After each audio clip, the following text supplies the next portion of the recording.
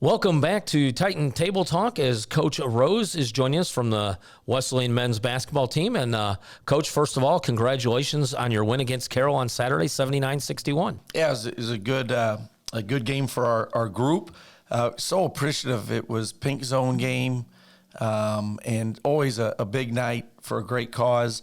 The Titan supporters came out in groves. The Titan student section was packed. It was an awesome environment, and really appreciate everybody's support and a really good win for our team.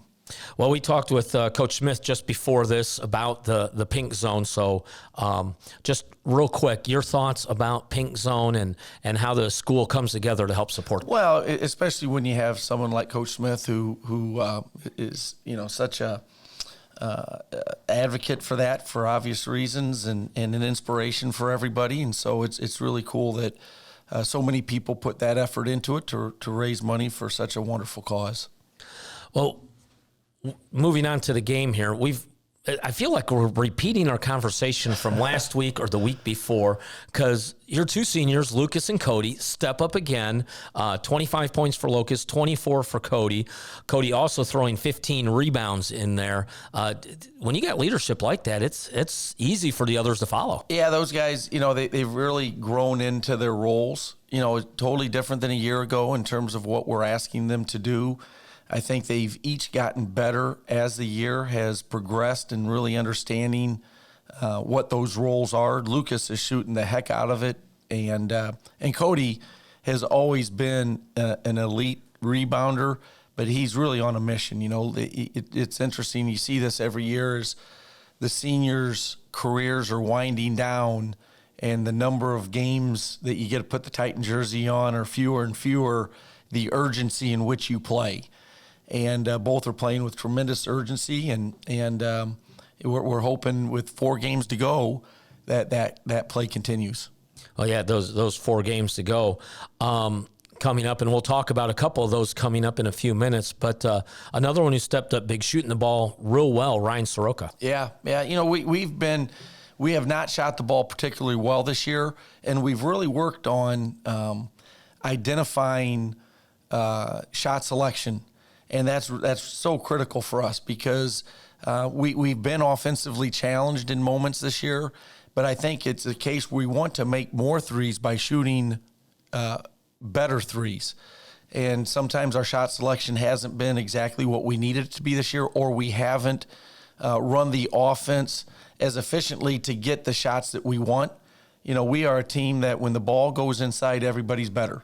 And the inside-out threes are the highest percentage threes. And so we're working hard to get the right threes. And certainly if we can get some more consistent shooting from the outside down the stretch, our inside game is going to be nothing but the better for it. Well, you got 2 guys, one starting and one coming off the bench, who are the epitome of good shot selection.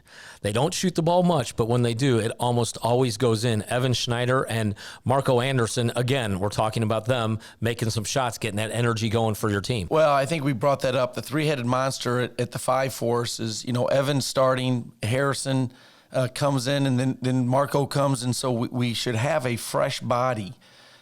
Size coming at you, and they all are a little bit different in how they approach that position and what their strengths are. And so that position has really become a strength of ours. Regardless of which one of those guys is in, we need to get them the basketball when they're open. And it, Marco, he was 2 for 2. Evan was 1 for 1. And Harrison, he had 5 rebounds for you. So, as you said, that triple-headed monster there. The only starter we haven't mentioned, Hakeem Williams, 6 assists. Yeah. Hakeem, we've put him in a tough spot. I don't think we've probably talked about that enough. Hakeem's never been the point guard of any team. Like, he's the guy that sets the table, that runs the show, that's in charge. And there's a lot that goes in to being a point guard, especially in our system at the college level. And so he continues to grow in that area. And, he's also, I think, what's unique about Hakeem is you're not going to find a bigger or stronger guard at our level. When he's really locked in on the defensive end, he's special. And so I think as he continues to evolve as a player and go through his career, we really envision Hakeem being a guy that you can put on the other team's best player and him really making it difficult on them. Well, you're going to need somebody like that because Lucas is graduating. Yeah, and it's been tough finding that balance for Lucas, where for his whole career at Illinois Wesleyan, he got on the floor because of his defensive ability. Early in the year, we were playing him at the point quite a bit. We've kind of backed that off because it's tough to be a defender, run the point, and then be asked to score. It's really a lot to ask of a player. So we're trying to really redefine his role in terms of things that we need from him. But certainly Lucas on the defensive end is a big part as well. Well, and then there's a couple other guys we haven't talked about, but one more I want to bring up because I know he can shoot. He can hit the threes, Trey Bazell. Yeah, and Trey's emergence has helped. Even if he doesn't, I think he hit 1 3. Even when he isn't making threes, he's stretching the defense out. If you watch us play, they're not leaving him. I mean, he's got it. It didn't take long. I think his first game against Carroll, he hit 3 or 4 threes, and so the gig was up. People knew he was a shooter. But even when he's not making threes, the defense is there.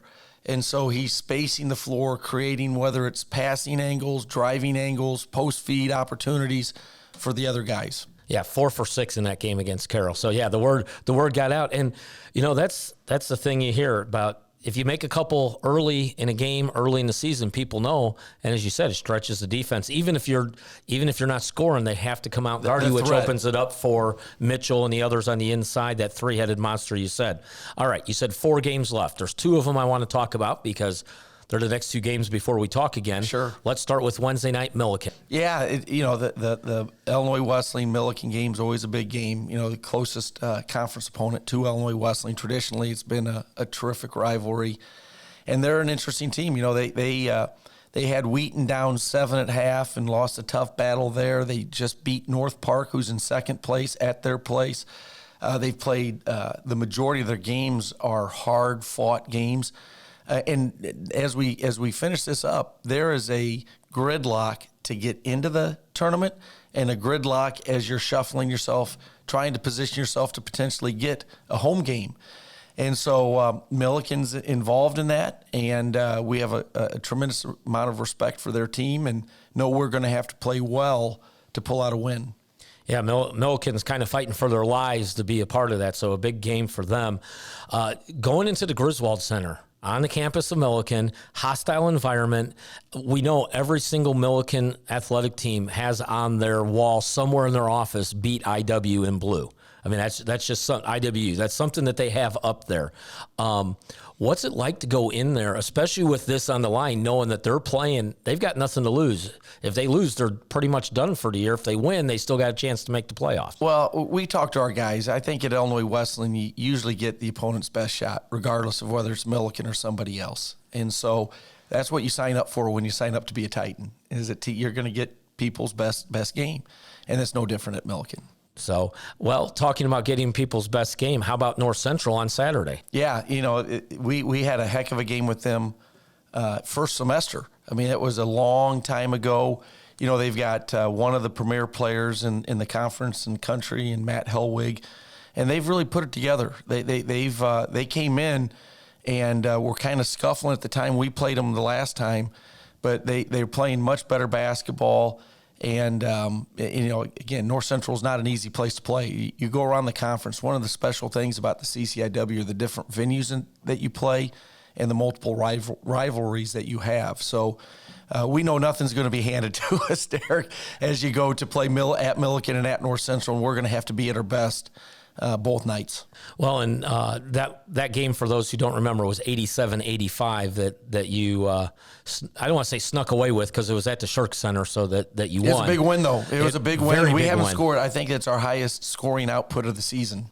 Well, and we talked about at the beginning of the season, how do you win the CCIW? Well, you take care of business at home and sneak a few on the road. 3 of your last 4 games are on the road. You're going to have to steal 1 or 2 on the road to stay in that hunt. Right now, looking at the standings, you are in that 6th place position at 6 and 7. I'm sorry, you're in 5th place at 6 and 6. North Central's right behind you at 6 and 7. Yeah. And and Milliken's right there at 4 and 9. Those guys, they're the ones you're battling. They're the ones you're playing. Oh yeah, and that's that's how this has played out. We knew it was going to be very competitive and congested conference season. And every night out, there's going to be big games. Our game's going to be a big game in that. There's others. So we know there are going to be teams taking wins and losses, and all we can do is really focus in on the game that's right in front of us, and that's Milliken. So today, tomorrow in practice, we're going to get ourselves ready to play and do the best we can down there in Decatur. Well, Coach, good luck down in Decatur. We'll talk to you next week, and next week we'll talk about those two seniors a little more in depth. That'd be great. Derek, really appreciate you putting this podcast on and all the hard work you and Tyler do to make this happen, so thanks. Well, again, thank you for coming up. That is Coach Ron Rose of men's basketball. I'm Derek Bowman. You've been watching and listening to Titan Table Talk.